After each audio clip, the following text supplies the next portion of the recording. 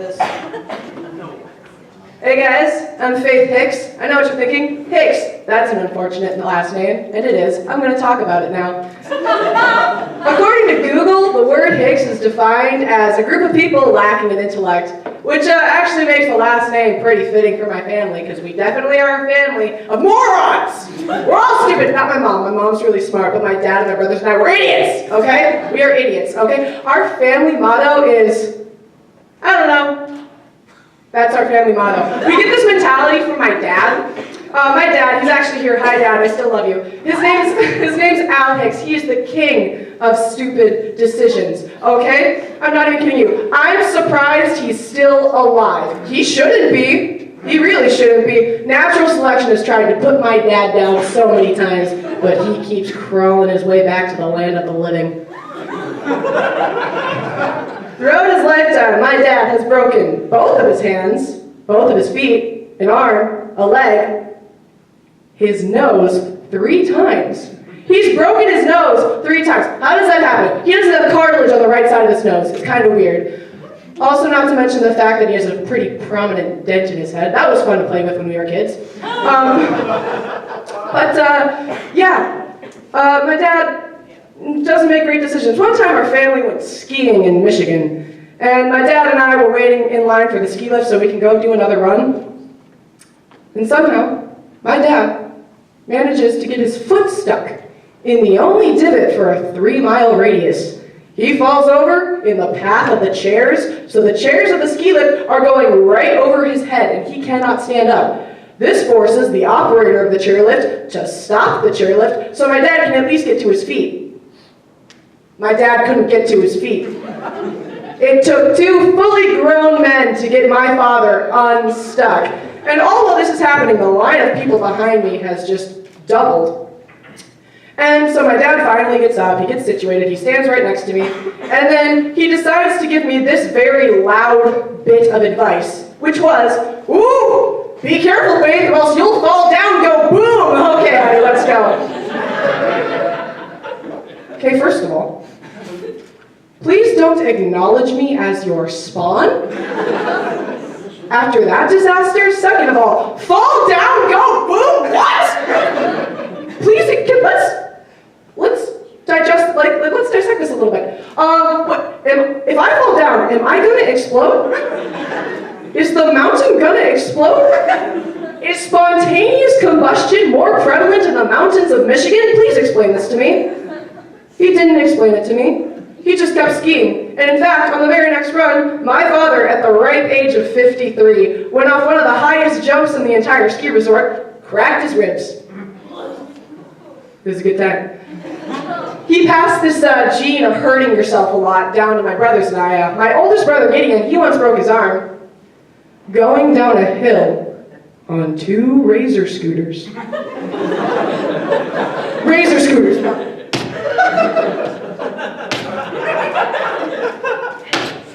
Those things. And okay, in Gideon's defense, it wasn't originally his idea. It was my brother Eli's idea. But Gideon saw Eli about to go down a hill on 2 razor scooters, and instead of saying, "Hey Eli, that's stupid, you're gonna get hurt, don't do it," Gideon said, "Hey Eli, if you get hurt, Mom's gonna kill me. Let me do it first." How noble. He goes down the hill. It was magnificent. He was like a tank flying down a mountain. And then he crash landed in our neighbor's driveway. No big deal, except for the fact that these neighbors, hated us. They hated us! So they were not happy to find the eldest demon child from next door writhing in pain in their driveway. They forcibly grabbed my brother, marched him over to our house, rang the doorbell, and abandoned him on the porch before my parents could even answer the door. When my parents did answer the door, my brother explained to my parents how he broke his arm, and my mom looked to my dad and said, "It's your fault he's this stupid.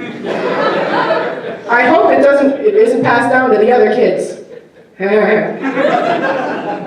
But Gideon's not the only stupid one of us. There's Isaiah. He once let our dog back in our house after our dog got sprayed by a skunk. Before the first day of school, Our family did not live that one down. And then there's Eli. He once forgot how to throw up. Crash course. Step 1, open your mouth. Step 2, that's it. Moments later, he remembered. But I'm not innocent in this entire plot of family stupidity either. You're looking at a woman who once thought terracotta was a spice. And that the terracotta warriors were very passionate about their seasonings. One time, my brothers and I, we were playing foosball, and by that I mean my brothers were playing foosball because I was about 7 and I was too short to see over the table. So my brothers gave me the noble job of putting the ball through the tiny little hole on the side of the table to start the game, and I was so excited, you guys. For whatever reason, I had a weird obsession as a child with passageways and tunnels. I got too excited. Oh no. I have a loud voice. Okay. Oh, it's back on!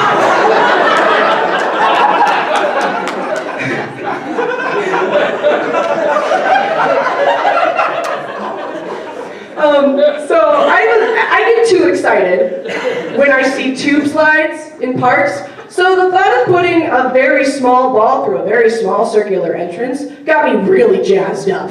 Okay? So, and for whatever reason, about halfway through the game of foosball that my brothers were playing, I decided that I wasn't focusing hard enough on my job. So I decided to combat this lack of focus, I would take the foosball, put it directly up to my eye, line my eye up directly with the circle in the side of the foosball table, to the point where my face is touching the table, and push it.